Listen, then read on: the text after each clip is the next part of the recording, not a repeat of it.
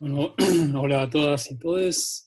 Vamos a seguir con los teóricos, el número 10 en este caso, y vamos a seguir trabajando sobre la entrevista no directiva o la entrevista antropológica que hemos empezado a trabajar el teórico pasado.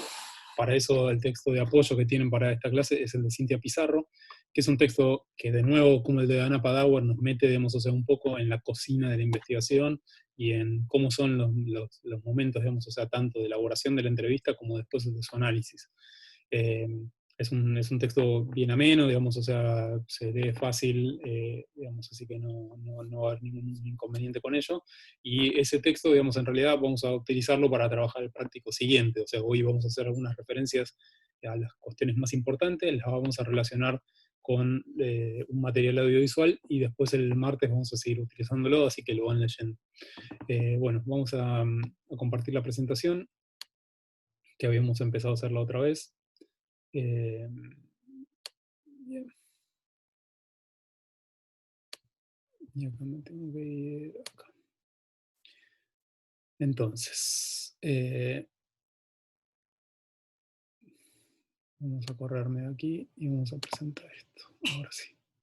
Bueno, estos son los tres aportes más importantes del texto de Cintia Pizarro, que ustedes van a ver, que trabaja, digamos, o sea, apoyándose en todo lo que vimos nosotros de Buber. Trae otros autores que no vienen al caso, ahora no vamos a profundizar, digamos, tanto en la cuestión de la entrevista, pero, digamos, o sea, sí le da un marco a esta entrevista que no es pensada entonces como una instancia de captura de información del otro, ¿no? No es un momento en el cual yo lo que voy a hacer es tomar partecitas del discurso, sino que se entiende como una relación social, que es co-construida, digamos, tanto por el entrevistador como por el entrevistado, donde se ponen en juego, digamos, un montón de dinámicas que justamente hacen a la construcción de esa relación. Entonces, una primera cuestión que vamos a mencionar acá es que siempre, digamos, siempre, lo dicho, lo que se dice específicamente, lo que el entrevistó y el entrevistador también, digamos, dicen, en realidad siempre está involucrando una dimensión metacomunicativa. Y esto es lo que, digamos, ella toma de Claudia Oxman, que trabaja sobre el carácter indexical del discurso.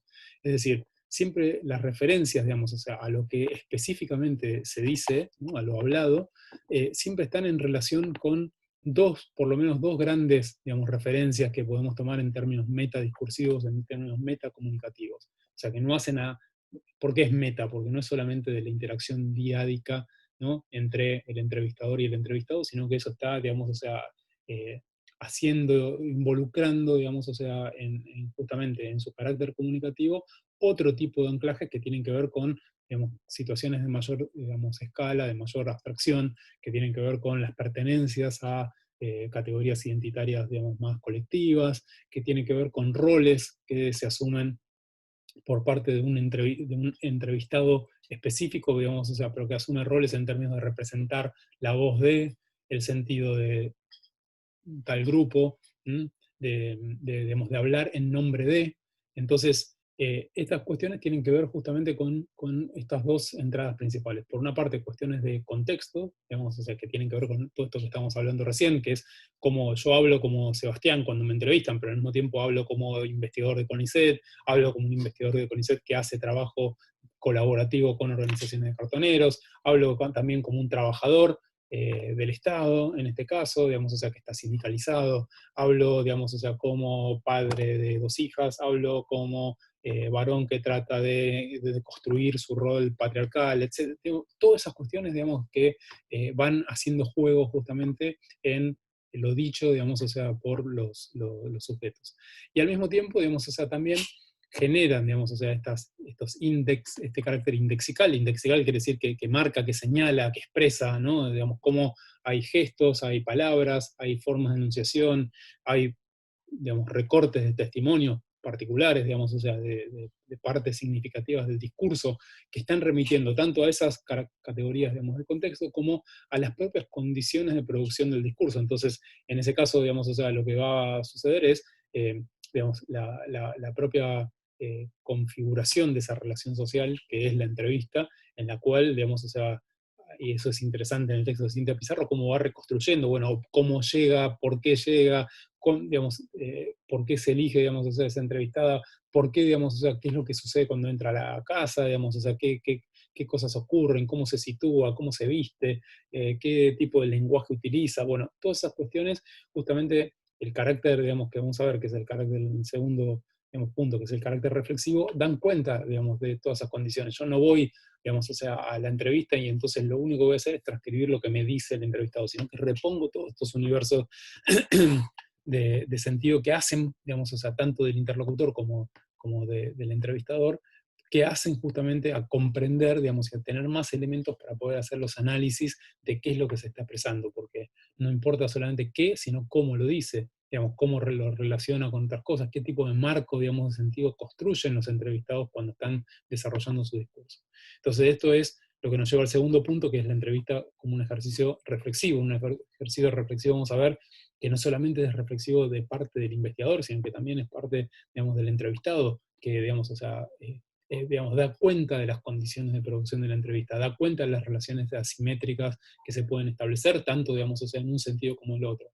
Eh, entonces, la cuestión de las dimensiones, de las relaciones de poder, la dimensión, digamos, o sea, micropolítica, digamos, si se quiere, de la entrevista, deja marcas en el discurso, deja marcas tanto digamos, en el discurso hablado, pero también, digamos, en el lenguaje gestual, en la mirada, en los ojos, etcétera, y eso cuando tenemos material audiovisual es muy rico de retomar, pero si no lo tenemos, lo transcribimos. Ustedes van a ver que en la transcripción de la secuencia de la entrevista de Pizarro, hay, digamos, una cantidad de notaciones que tienen que ver con las dinámicas de enunciación, con los intercambios de los roles en términos de quién tiene la palabra, digamos, etc. Eso es un tipo, digamos, o sea, de transcripción de la entrevista, que es un tipo muy específico, se hacía mucho en una época.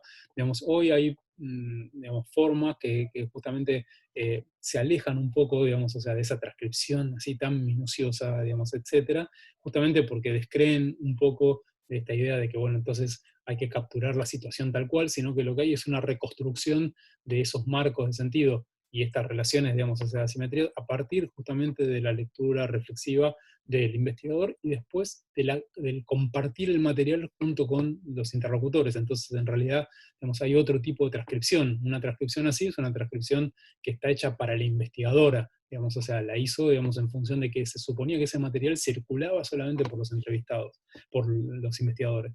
En cambio, digamos, ahora se opta por formas, digamos, o sea, más lisas, más llanas de textualización, justamente para poder facilitar el intercambio, para poder facilitar esta posibilidad de control cruzado, si se quiere, de lo que sucedió en la entrevista y qué cosas se anotaron y qué interpretaciones aparecen, junto con los interlocutores. Entonces eso da oportunidad justamente para que se desarrolle una nueva situación de intercambio comunicativo que no se corta, digamos, o sea, en términos de lo que duró la entrevista, sino que puede continuar y puede recuperarse y puede ser, digamos, tener esta lógica que yo les digo más recursiva. Eh, Otra cuestión, digamos, o sea, que es importante es que esos roles, digamos, o sea, que ustedes van a ver que Pizarro menciona todo el tiempo, bueno, en qué rol se puso la entrevista, en qué rol se puso ella, digamos, o sea, desde que entra a la casa hasta que, digamos, o sea, va haciendo la entrevista, cómo se da cuenta, digamos, o sea, que eso va transformándose, va cambiando, digamos, o sea, durante la entrevista, es justamente eso, no son roles estáticos, digamos, sino que son dinámicos, son roles que al principio puede haber mucha simetría entre la investigadora, que viene de una universidad, digamos, para una mujer de pueblo que es supuestamente una mujer, digamos, o sea, del común, etcétera, esto y el otro, pero después eso puede mutar, puede cambiar, puede mutar porque capaz la entrevistada siente que hay interés en su palabra, que hay interés en su perspectiva, que eso, digamos, o sea, genera, digamos, o sea, un cierto equilibrio, digamos, en términos de que tengo un repertorio de conocimiento que es útil, que es interesante, que es necesario para el otro, digamos. Entonces, eso, digamos, o sea, hay que estar muy atentos al carácter dinámico.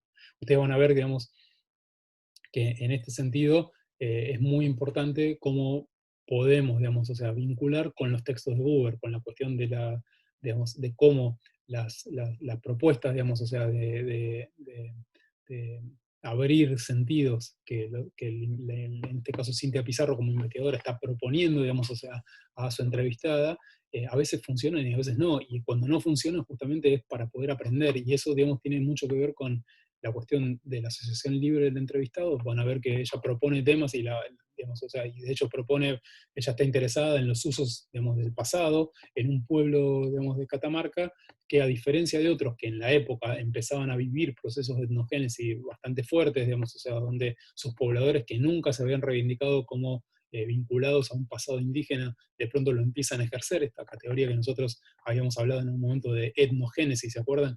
Bueno, esto, digamos, esta emergencia, este redescubrimiento de las raíces indígenas y su valorización, digamos, en este pueblo no sucedía. Entonces, Cintia Pizarro está interesada, digamos, o sea, en conocer por qué, digamos, en ese pueblo, si en otros cercanos, digamos, con las mismas características estructurales está ocurriendo eso, ¿por qué en este no?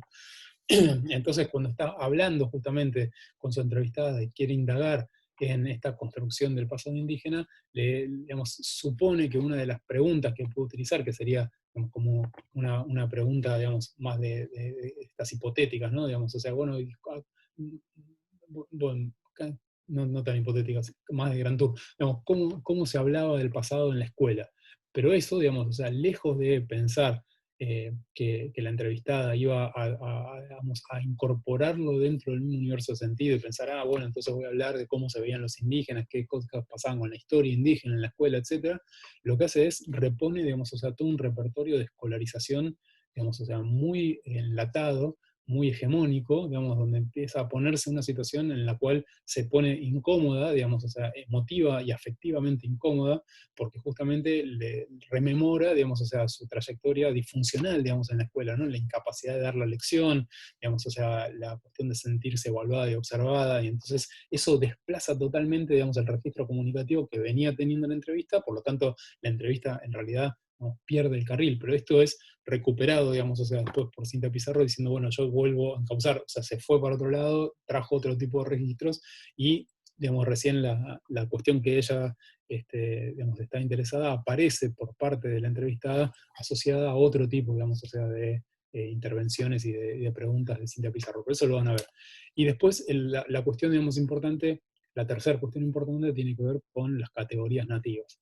Digamos, ¿a qué llamamos estas categorías? Nosotros tenemos categorías, digamos, o sea, como investigadores, que son producto de nuestra elaboración teórica, de la cantidad de teoría acumulada que tenemos en una disciplina, en un subcampo que nosotros conocemos, digamos, etcétera, y que en el caso de la disciplina antropológica, está, digamos, o sea, conformada por un montón de categorías que son categorías en realidad de los interlocutores, digamos, o sea, cómo los interlocutores fueron proponiendo categorías en las distintas investigaciones y se fueron incorporando a este acervo.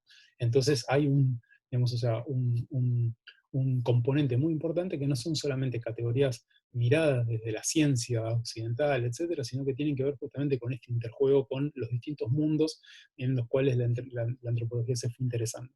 Eh, por eso, digamos, o sea, hay mucha atención a cómo, digamos, nuestros interlocutores categorizan, digamos, o sea, su realidad y, digamos, vuelven inteligible su mundo a través de qué elementos discursivos, de qué construcciones discursivas lo hacen y lo referencian. Incorporar estas categorías no solamente es importante para cualquier interacción comunicativa en el campo, nosotros tenemos que incorporarlas para poder aprender a tener ese lenguaje, digamos, o sea, compartido. Pero además justamente porque son, digamos, o sea, construcciones analíticas que suponen, digamos, o sea, un proceso, ¿no? Cognoscitivo, digamos, o sea, de adecuación de sentidos acerca de la realidad de que viven, de las prácticas que desarrollan, digamos, etcétera. Por eso son importantes. Y esto, digamos, es una cuestión central.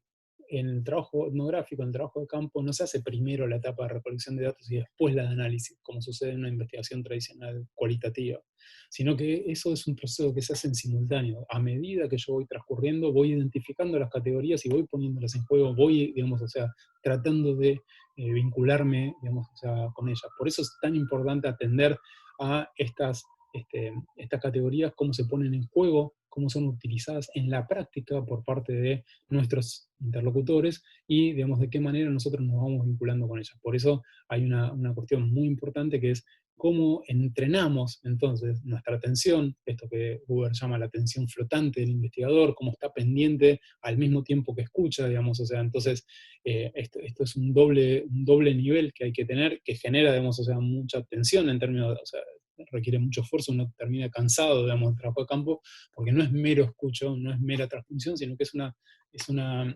digamos, es una escucha atenta, una escucha que está justamente tratando de identificar en qué situaciones nuestros interlocutores van a poner en juego esas categorías, porque lo hacen de una forma, digamos, o sea, bastante irreflexiva, de eso forma parte, digamos, o sea, de su conciencia práctica, las ponen en juego sin generar, digamos, una instancia reflexiva en sí misma. ¿Sí? Entonces, pero para nosotros sí, pues nos van a extrañar. Y ahí es donde justamente se va construyendo conocimiento en términos etnográficos. Y esa tensión, digamos, o sea, esa tensión flotante, tiene que estar justamente entrenada en términos de ir identificando las paradojas y los quiebres de sentido que se producen entre el mundo del investigador y el mundo del entrevistado, también, digamos, o sea, las paradojas que el propio entrevistado puede traer, y en este caso, digamos, la categoría central, que después, digamos, en realidad apareció muy temprano en el trabajo de campo, pero tuvo, digamos, esa relevancia analítica mucho después, eh, tiene que ver con la idea, digamos, de una categoría paradójica que era la de indios civilizados.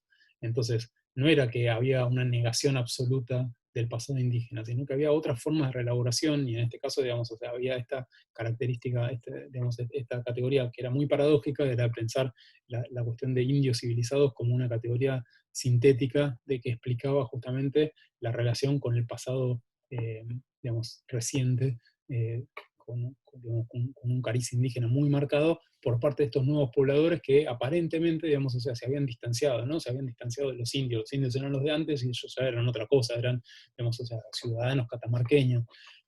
Pero bueno, es muy interesante la reflexión que propone Cintia Pizarro y la utilidad justamente de recuperar esas categorías, de cómo vincular justamente las categorías nativas con los procesos, digamos, o sea, más, digamos, de explicación argumentativa que la propia teoría antropológica pone a disposición, todos estos procesos de etnogénesis, etcétera, pero las categorías nativas especifican, digamos, y aportan, digamos, construyen nuevos sentidos a partir justamente de esa discusión con la teoría acumulada. Por eso es muy importante atender a, a esta dimensión. Bien, vamos a pasar entonces. Estas tres cuestiones las vamos a ver, digamos, las vamos a trabajar mirando unos documentales de un realizador brasilero que lamentablemente murió hace poco, que se llama Eduardo Coutinho, que para mí, digamos, o sea, él no es antropólogo, no hacía entrevistas antropológicas, digamos, en sí, él filmaba documentales, pero en realidad, digamos, o sea, es un genio de la entrevista antropológica, es un genio de trabajar, digamos, para poder abrir el universo de sentido de nuestros interlocutores con muy poca intervención, digamos, son entrevistas fuertemente no directivas, él no está preguntando y repreguntando todo el tiempo, y además tiene, digamos, o sea, todo un desarrollo, que fue muy prolífica, digamos, su obra, entre las primeras, digamos, los primeros documentales de Eduardo Coutinho, que tenían más esta matriz clásica de documental, que voy, digamos, a conocer una otra edad, y entonces la reflejo, digamos, etcétera, a centrarse, digamos, casi exclusivamente en el uso de la palabra. A jugar con el lenguaje, a jugar con justamente la representación entre, digamos, la dimensión discursiva y la dimensión, digamos, o sea, real. Uno de sus últimos documentales es justamente uno llamado Juego de Escena, donde digamos, o sea, lo que hace, vamos a verlo, este es digamos, o sea, una parte del trabajo de Coutinho en Juego de Escena, donde lo que hace justamente fue poner un aviso. Él siempre trabajaba con una modalidad que él llamaba la modalidad de dispositivo. El dispositivo era justamente una serie de restricciones que él mismo digamos, o sea, se autoimponía al hacer un documental determinado. A veces tenía que ver con una cuestión temática, digamos, de cómo abordar un tema, y otras veces era directamente solamente con la cuestión metodológica, vamos a volver sobre. Y a veces eran las dos. En este caso, digamos, o sea, en Juego de Escena, lo que hace Coutinho es hacer, digamos, un aviso, un anuncio en el periódico diciendo, llamando a personas que tengan buenas historias para contar. Y entonces lo que hace es, digamos, alquila un teatro y convoca, digamos, o sea, a las personas para esos días. Y entonces aparece un montón de personas que él empieza, digamos, o sea, a entrevistar durante, digamos, o sea, todo ese proceso. Y luego lo que hace es seleccionar, digamos, algunas de esas historias y hacer, digamos, o sea, actuar a actores profesionales las historias que fueron narradas, en algunos casos, y en otros no, en otros deja solamente la historia tal cual es narrada. Entonces, lo que genera, digamos, es algo que es imposible, digamos, o sea, de discernir quiénes están actuando y quiénes están diciendo la verdad, porque en realidad justamente lo que juega es que toda dimensión comunicativa, y en este caso la entrevista, alude a esta dimensión performativa y performática que habíamos visto, digamos, o sea, también con Padawer, de los sujetos, los interlocutores, de cómo actúan, ¿no? Un relato, cómo actúan su discurso, no solamente lo dicen, sino que además justamente lo marcan con un montón de otros recursos comunicativos que no son solamente la lengua. Entonces, digamos, o sea, es muy interesante el trabajo de Coutinho porque justamente lo que hace en su, digamos, o sea, en su trabajo en general y en el último uno de sus últimos trabajos en el juego de escena, es verdaderamente desestabilizar el régimen de creencia que está tan instalado de que aquello que vemos lo vemos y por lo tanto lo que vemos es lo real. Digamos, es justamente sacar, digamos, o sea, generar una distancia, interrogación, de reflexión crítica respecto a lo que aparece, digamos, o sea, en el registro audiovisual y aquello que llamamos la realidad, evidenciando que es una construcción, y es una construcción, digamos, o sea, social, en la cual justamente intervienen un montón de intereses, modalidades, ideologías, digamos, etcétera. Entonces, digamos, lo que hace es separar, ¿no? Digamos, o sea, sí, despegar, digamos, o sea, esos dos planos que aparecen como tan pegados en la representación, que ahora vemos los medios, vemos la televisión y creemos que lo que pasa es lo que muestra la televisión, y en realidad lo que está pasando es mucho más que eso, ¿no? Lo que muestra la televisión todo el tiempo son historias únicas acerca de la realidad. Entonces, justamente, digamos, o sea, una de las cosas que hace Coutinho es desestabilizar ese régimen de creencia que asocia, digamos, esas cuestiones, ¿no? Las imágenes, las palabras y el mundo de lo real. Y justamente pone el foco, digamos, de su deconstrucción en la cuestión de las palabras.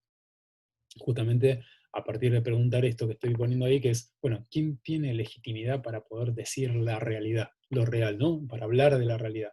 Entonces, por eso, digamos, o sea, lo que construye, digamos, Coutinho a lo largo de todas sus, digamos, sus producciones, eh, digamos, en forma muy marcada en esta última, es, digamos, o sea, trabajar la entrevista como un dispositivo de cointerpretación, digamos, o sea, de interpretación de él como entrevistador y de interpretación de sus interlocutores, no una captura naturalista de un determinado fragmento de la realidad dicho por un nativo, ¿no? Eso, digamos, está alejado de esa idea, sino que justamente lo que está marcando, digamos, o sea, es como en realidad lo que están haciendo ambos, digamos, durante el documental es producir en forma, digamos, o sea, cooperativa, justamente una determinada, digamos, visión del mundo, una determinada construcción acerca de la realidad.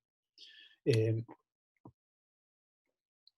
en este sentido podemos pensar que los documentales de Coutinho nos están proponiendo un doble desplazamiento. Ahí tenemos a Coutinho trabajando en uno de esos documentales en el nordeste de Brasil, con población, digamos, o sea, campesina, muy interesante, digamos, también que vamos bueno, no, de este no, pero si buscan, los documentales de Coutinho están ampliamente, digamos, en la red, son piezas, digamos, magistrales, nosotros vamos a ver fragmentos de algunos, pero bueno.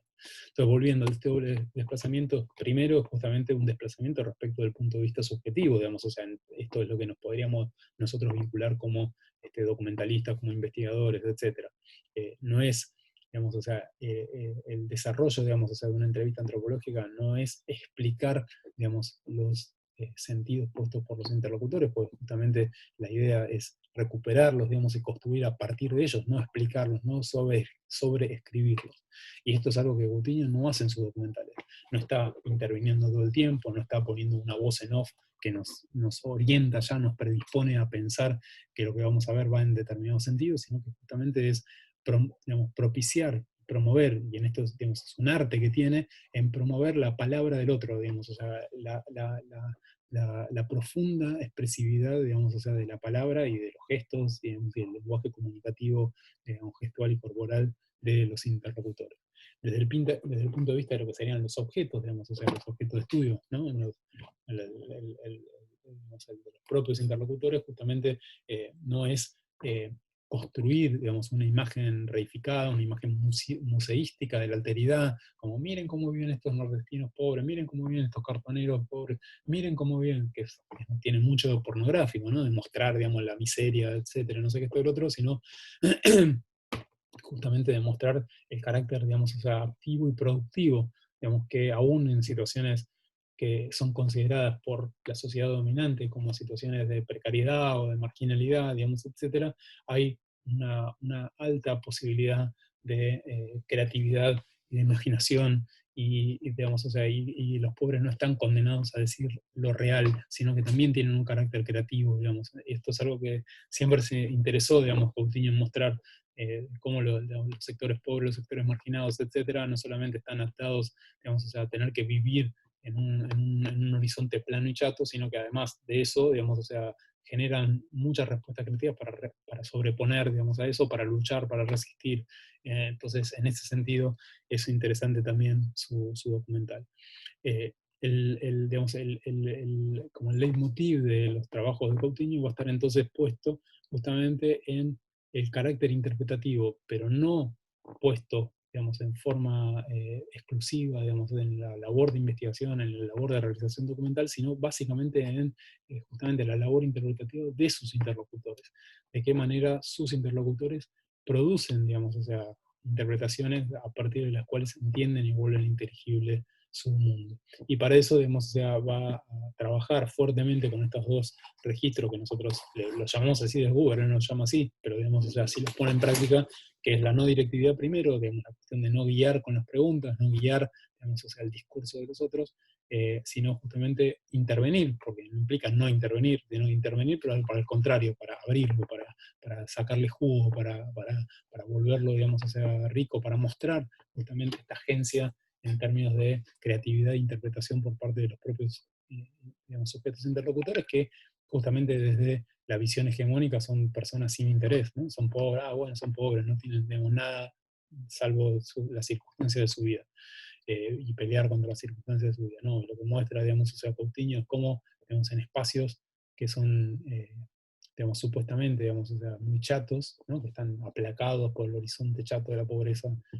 puede, digamos, justamente mostrarse una riqueza, digamos, impresionante. Entonces, esta reconstrucción, digamos, o sea, de los marcos de referencia que propone Coutinho, lo hace justamente desde estas experiencias que muestran el carácter situado de esa construcción, digamos, o sea, Coutinho va hacia los lugares, obviamente, digamos, donde viven, donde habitan, donde trabajan, mostrando, digamos, o sea, justamente cómo desde el discurso es posible dar esto, porque los documentales de Coutinho no son documentales que reponen el contexto con más tipo observación participante como ellos, sino que están muy centrados en la entrevista no directiva como único recurso. Es casi como que no necesita más que la palabra, en este caso Coutinho, para poder trabajar y para poder desarrollar, digamos, o sea, sus trabajos. Entonces, vamos a ver uno de los fragmentos, en este caso, bueno, parece que viene el fragmento, pero no, viene la reconstrucción. Entonces, justamente esta experiencia situada supone la reconstrucción de su marco de referencia, y eso muestra justamente cómo, digamos, o sea, a ver, esto que veíamos en el trabajo de Cinta Pizarro.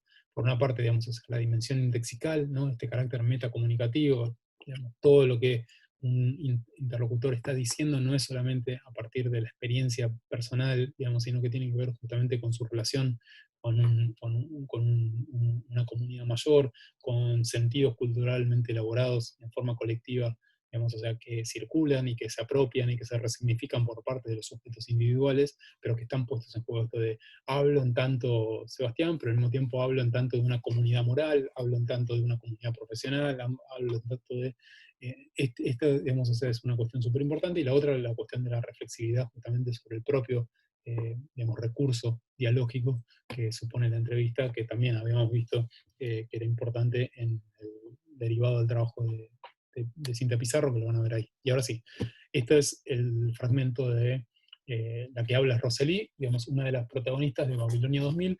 En este caso, el dispositivo que monta Coutinho es, bueno, voy a trabajar haciendo, digamos, o sea, las entrevistas a los habitantes de la favela Rocinha, ¿no? La favela de la Villa Miseria en Brasil, eh, Rocinha, que es una de las favelas más conocidas, en, digamos, justo, digamos, o sea, el año nuevo que nos mete en el nuevo milenio. Entonces, la idea era como un poco problematizar la idea de las expectativas a futuro, de los sueños, de los proyectos, digamos, o sea, que traía toda esa idea de, bueno, entramos en un nuevo milenio, como sociedad, como humanidad, digamos, etcétera, de la cual los sectores, digamos, o sea, populares, marginados, etcétera, estarían privados, ¿no? O sea, como en realidad, para mostrar justamente esta idea y este desplazamiento de la idea de que los sueños y las proyecciones solamente dependen de las condiciones materiales, ¿no? Y entonces aquellos que tienen recursos son los que pueden soñar, digamos, estos otros no, que pueden proyectar, que pueden pensar, digamos, o sea, que tienen una idea, tienen una elaboración acerca de cómo será el futuro. Entonces, Coutinho se interesa en mostrar, digamos, esto entre los habitantes de la Villa Rosiña, y lo hace, digamos, o sea, a partir de una parte del dispositivo también, que es una sola pregunta. Él en realidad lo que hace es va entrevistando gente a las cuales le pregunta siempre lo mismo, como ¿qué expectativas tiene para el nuevo nivel? Algo así, una pregunta muy abierta, muy de Gran Tour, justamente para que, digamos, explotar, digamos, o sea, la capacidad interpretativa de sus interlocutores. Entonces vamos a ver lo que señala Roseli.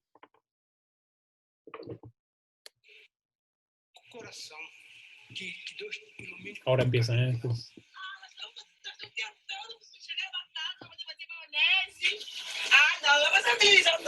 é televisão, é cinema, a gente está fazendo filme. Entonces ahí le dice, bueno, esto ya estoy pelando papas acá, digamos, o sea, que bueno, veo que vienen con las cámaras. Dice, no, bueno, esto, ¿qué es para la televisión? Dice Roseli. Y entonces alguien que está con ella dice, no, esto es solamente para un film, para un documental. Claro, mas já são. Dice, bueno, entonces, puedo ser actriz. Bueno, no, usted ya es actriz. Bueno, yo voy a seguir, pero voy a ser actriz y estoy pelando papas.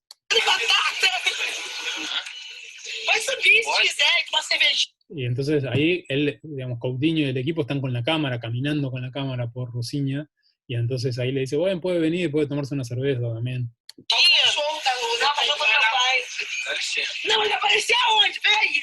E se nos Estados Unidos apareceu algum na frente? Dice, pero este documental es para dónde, es para Estados Unidos. No, si es así, entonces me voy a poner bien. Tem que arrumar. Não. Mandar um visual. Você quer pobreza mesmo?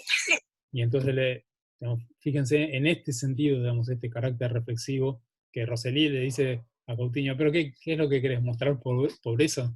Digamos, o sea, como acostumbrada a todos esos otros registros más pornográficos, digamos, o sea, del registro audiovisual, mucho más vinculados a la televisión, digamos, etcétera, que lo que hacen es generar, digamos, audiencia a partir justamente de mostrar las condiciones en las que viven las personas, ¿no? En una mirada distanciada, pero no una mirada distanciada en términos de generar pensamiento crítico, sino al contrario, como distanciada en términos de, digamos, construir una escenificación y una visión estereotipada de la vida de los otros.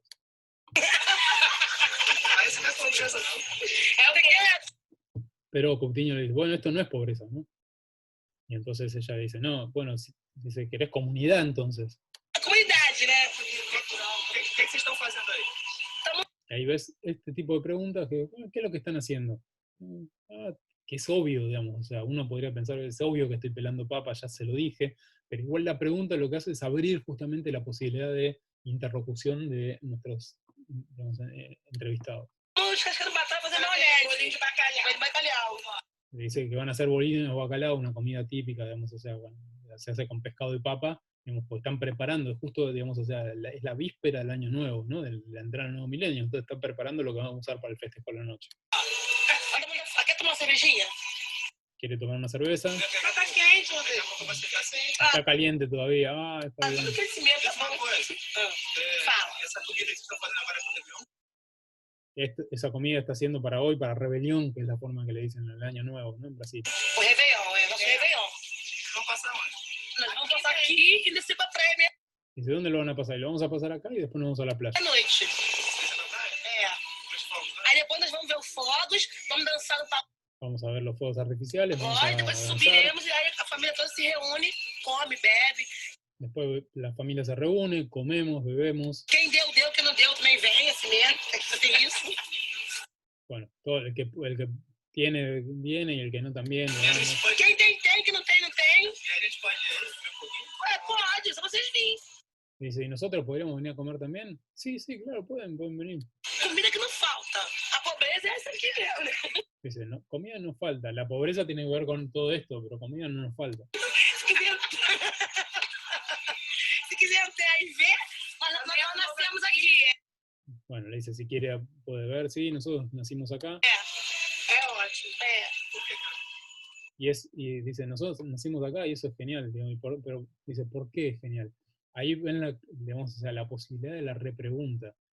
Nosotros nacimos aquí, es genial. Genial, digamos, o sea, es algo que se supone aquí está refiriendo a un sentido positivo. Sin embargo, Coutinho repregunta, bueno, pero ¿qué quiere decir genial?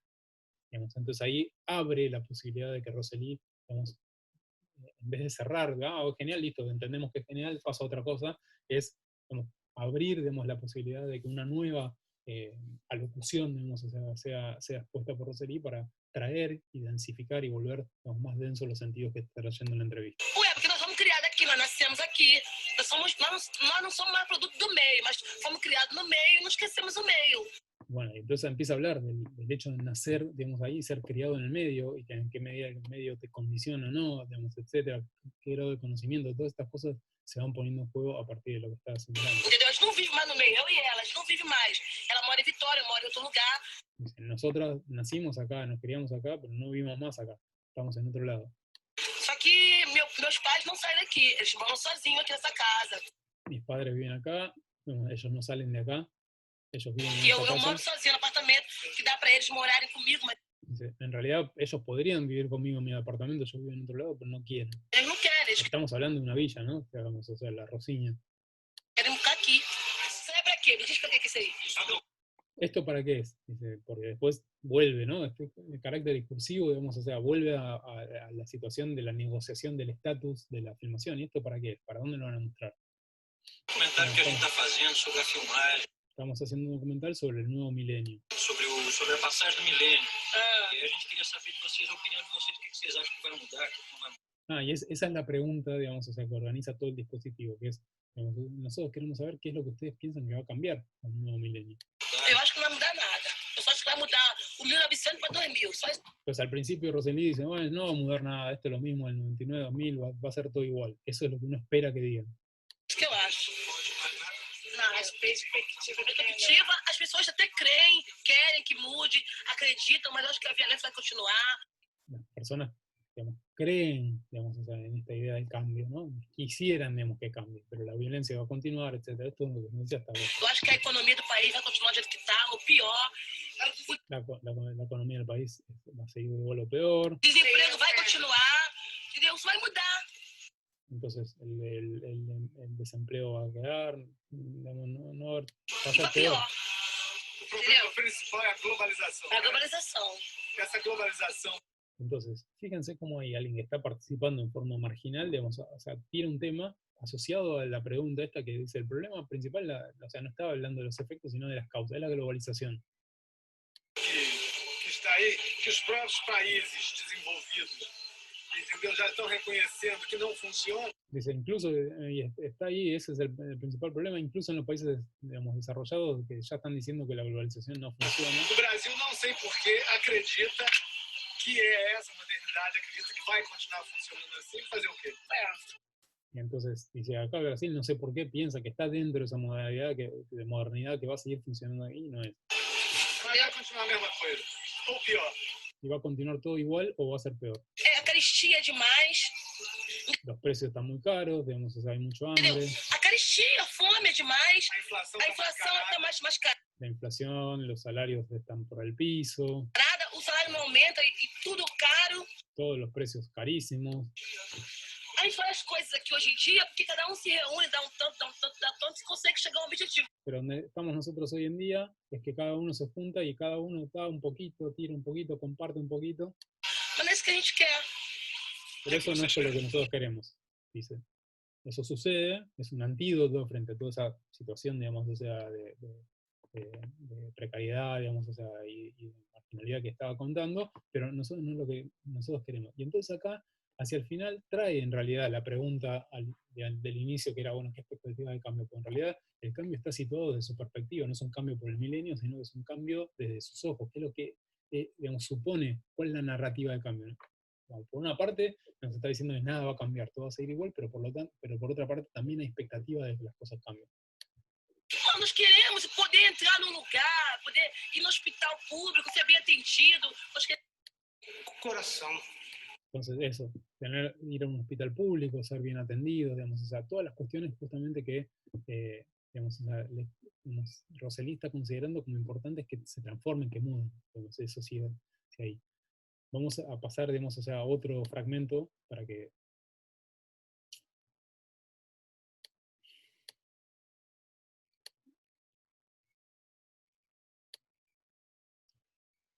A otro fragmento, y antes, digamos, o sea, bueno, vamos a hacer una síntesis de lo que vimos en Rosselli.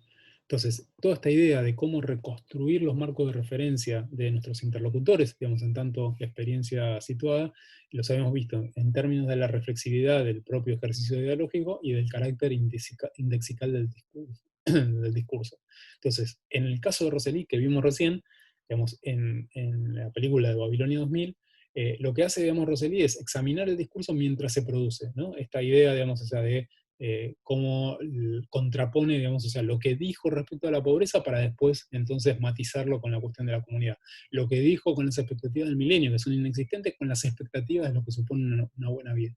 Esto, ¿por qué lo marco, digamos? O sea, porque ese carácter, digamos, de reflexividad es en las condiciones de la entrevista, pero también, digamos, direccionado con su propio discurso. Por lo tanto, hay que estar atentos, digamos, o sea, en términos de atención flotante a estos cambios, porque no es que nos está definiendo las cosas de una vez y para siempre, las empieza a definir de una forma, espera también a ver qué reacción tiene, qué cara pone el investigador, digamos, o el documentalista, los interlocutores están atentos a esos signos y en función de esos signos también van modulando el discurso. Entonces nosotros también tenemos que reconstruir justamente los sentidos a partir de tener en cuenta esa dimensión, que no son, digamos, o sea, afirmaciones, digamos, o sea, así monolíticas y lineales que se dicen de una vez y para siempre, sino que es un proceso de elaboración que nuestros interlocutores van haciendo durante toda la entrevista. Por eso, digamos, o sea, no tenemos que caer en la trampa, digamos, o sea, de recortar parte de, acá es lo que dijo, digamos, o sea, sino que justamente reconstruir justamente cómo fue la dinámica de construcción de ese sentido.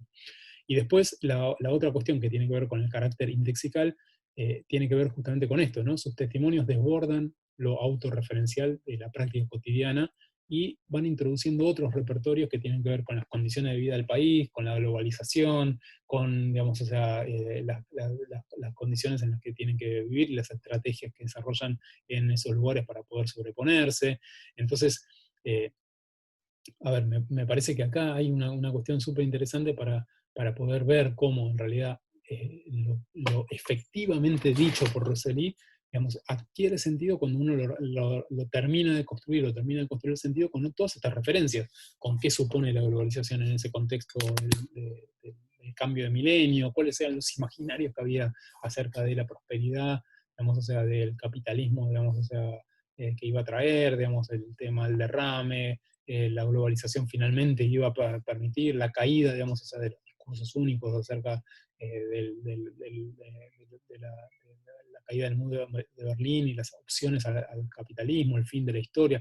Todo eso, digamos, o sea, está puesto también en términos, digamos, o sea, de ese discurso hecho por habitantes de la Rosiña, no eran, digamos, o sea, académicos, estudiantes o lo que sea, sino justamente cómo desde sus perspectivas, digamos, o sea, populares, están incorporando también esas referencias que tienen mucho de conceptual y mucho de ideológico, y las están poniendo en práctica al, digamos, o sea, hablar su cotidiano, ¿no? Entonces, cómo juegan esos distintos niveles.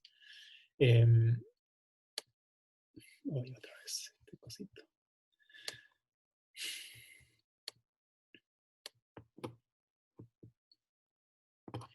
Después tenemos otra cuestión que es importante en los trabajos de Coutinho, que nos van a permitir hacer este diálogo con el texto de Pizarro y con lo de Buber, que tiene que ver con justamente cómo se desestabiliza, digamos, o sea, la entrevista como si fuera un reflejo, digamos, o sea, del mundo real, ¿no? Una forma de captura del mundo real. Por eso es desestabilizar la entrevista como un dispositivo de indagación directiva sobre el mundo que llamamos el mundo histórico, no el mundo de la historia, digamos, de la historia como disciplina, sino el mundo histórico que es el mundo que nos toca vivir, como si fuera una fotografía, un reflejo. Y después, cómo da apertura al carácter performático, ¿no? Al carácter performático de nuestros interlocutores. Entonces, los interlocutores no son una cosa, sino que se vuelven, digamos, durante el proceso.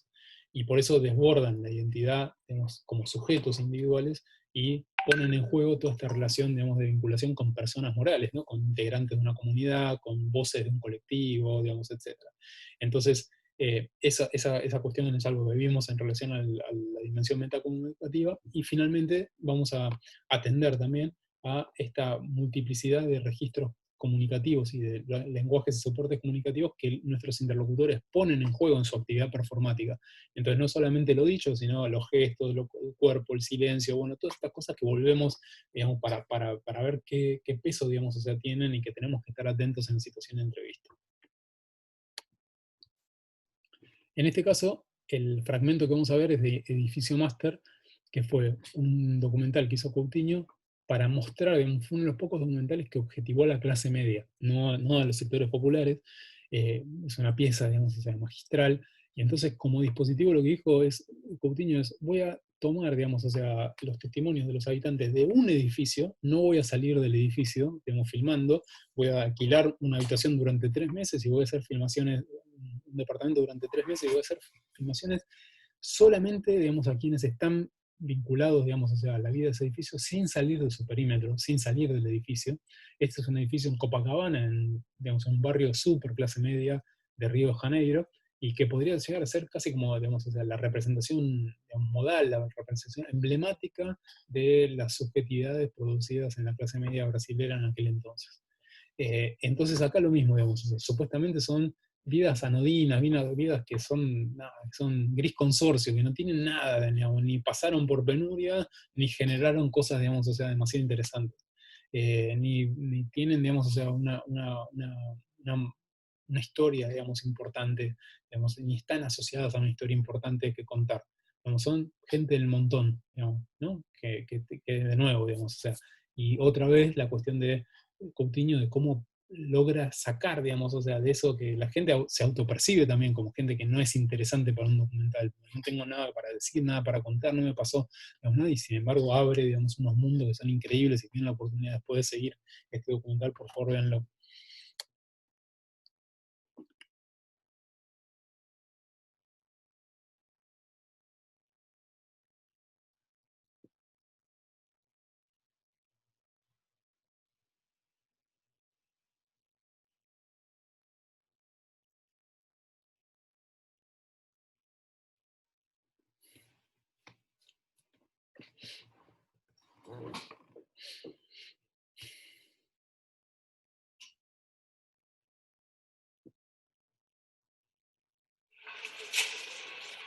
Acá usa el registro de la cámara de seguridad para mostrar cuando ingresan, ¿no? Con las cámaras al perímetro, ¿no? El perímetro es, ahí entran al solar del edificio y no se mueven de ahí.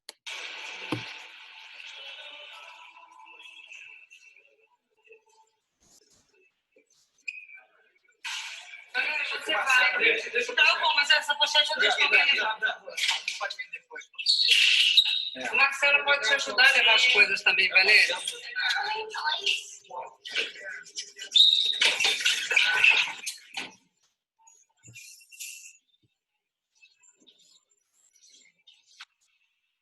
Digamos, las apariencias, el lugar, cómo va mostrando, digamos, en términos de como observación participante, el contexto, ¿no?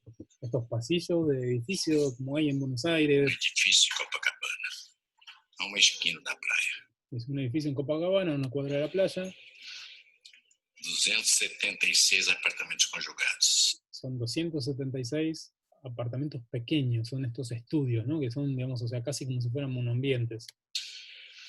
Uns 500 moradores. 500 moradores.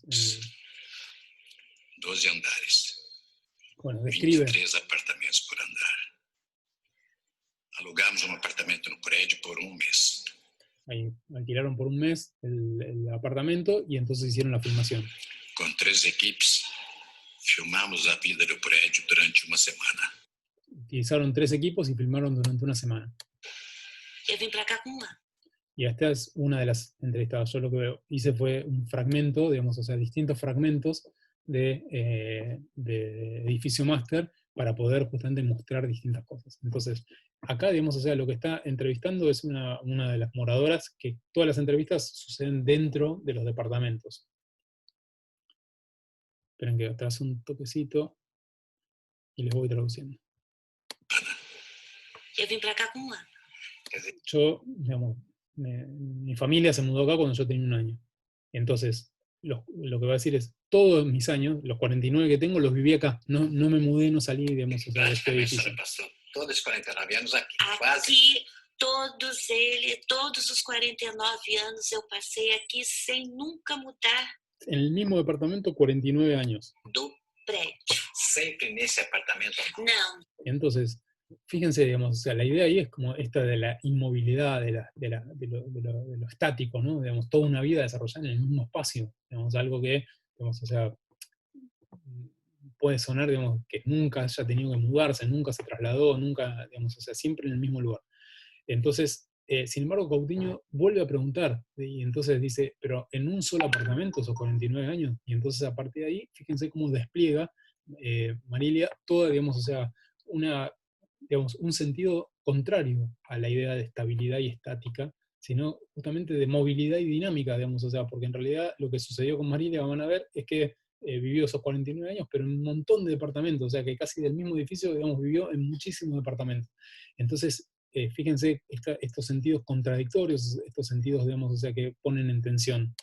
não, eu já morei o meu primeiro apartamento que eu morei foi o 813. Primero viví en el 813. Morei depois do 813 e fui pro 715. Me mudé a este otro. Do 715 eu morei no Después al otro. 714, morei no 1102, morei no 306, morei no 209, morei no 123. Miren la cantidad de mudanzas que tuvo, digamos, o sea, era lejos de una idea estática solamente, ¿no? O sea, es al mismo tiempo estática y dinámica, es increíble. Y esto, digamos, digo, esto es lo que logra Coutinho con, acá estamos viendo solamente un fragmento, pero cómo entra, qué tipo, digamos, o sea, de rapport crea con el entrevistado, es súper importante y cómo, digamos, o sea, elude los cierres de discurso y cómo los logra abrir. Morei no 117, 28 apartamentos, que foi assim, ela alugava os apartamentos e com a ordem dos proprietários ela sublocava. Entonces, ella alquilaba los departamentos y después los alquilaba. Y por eso lo que hacía era armarlos, ¿no? Los ponía, digamos, o sea, lindos y después iba haciendo este trabajo dentro del mismo edificio. Entonces, por eso se mudaban tanto. Ela mobiliava o apartamento e a pessoa gostava do nosso apartamento, entendeu?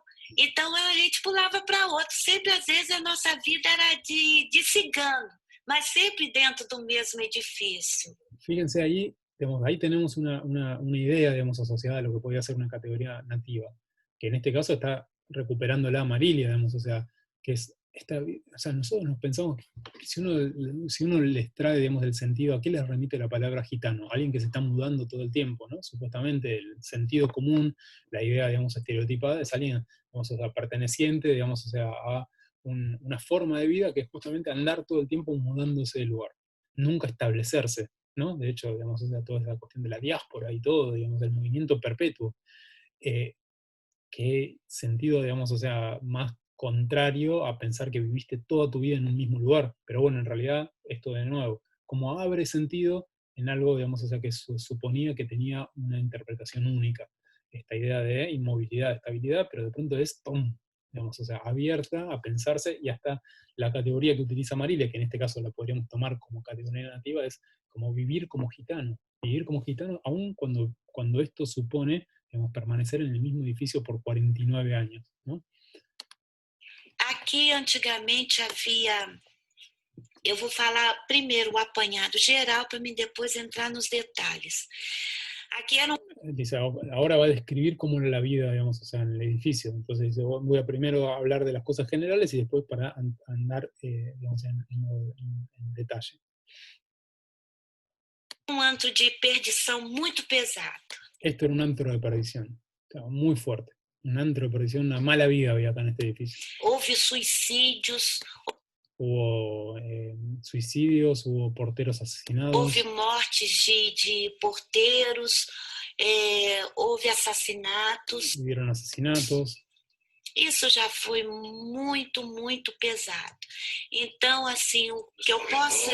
Os corredores, havia mulheres caídas, havia Había prostitución, los corredores estaban llenos de gente. filas, entendeu? De mulheres e de homens esperando o freguês sair para entrar outro.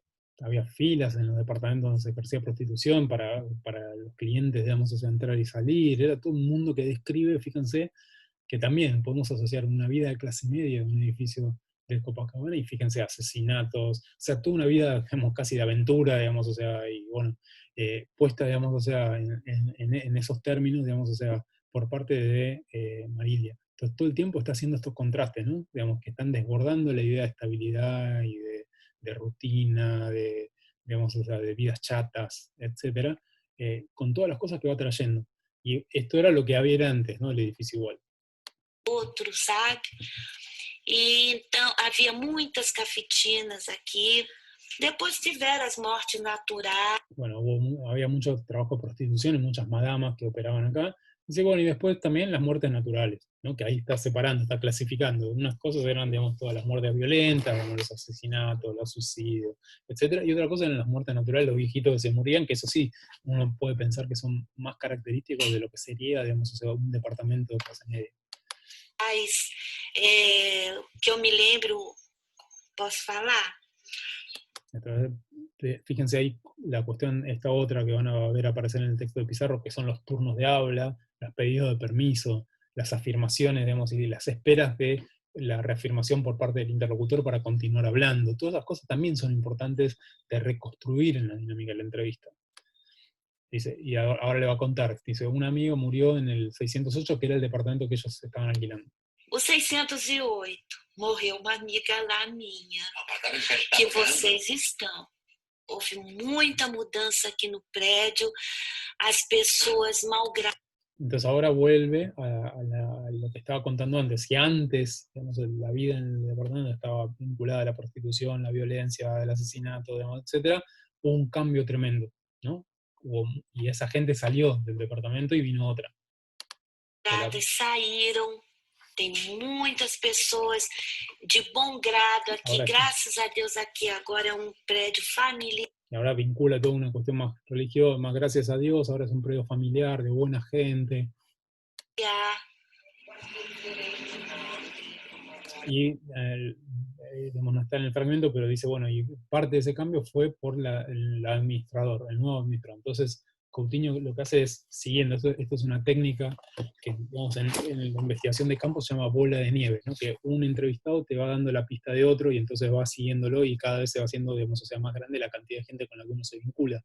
Por eso se llama bola de nieve. Entonces, en este caso, Coutinho, digamos, o sea, entiende que hay una figura fuerte y la va a buscar ese personaje. Y efectivamente es una figura muy fuerte.